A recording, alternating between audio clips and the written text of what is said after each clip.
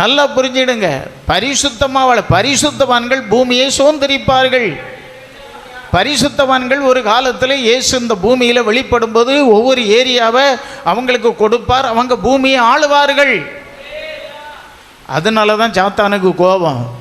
அதனால தான் தேவ ஜனங்களுக்கு விரோதமாய் பலரையும் எழுப்பி இன்னைக்கு பல காரியங்களை பிசாசு செய்கிறான்.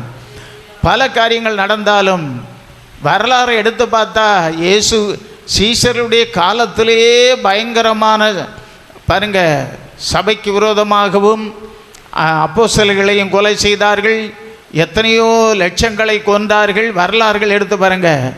ஆனால் லட்சங்கள் கோடிகள் பெருகி கொண்டே கிறிஸ்தவர்களாக மாறிக்கிட்டே வராங்க. ஏன்னா அவங்க சுந்தர ரத்தத்துக்கு அந்த இடத்துல கொஞ்சத்தை எழுப்பிடுவார் தேவன். அல்லேலூயா. அழிக்கணும்னு நினைப்பாங்க, ஆனால் நினைச்சவனுள்ளே இப்போ பாருங்க, நிறைய நம்ம வட இந்தியாவில் கூட நிறைய பேர் மாறி சபையில் ஆராதித்து கொண்டு இருக்கிறார்கள்.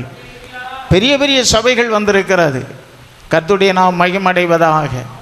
பலர் அழிந்து போனார்கள். கர்த்தருடைய நாம் மகிமடைவதாக.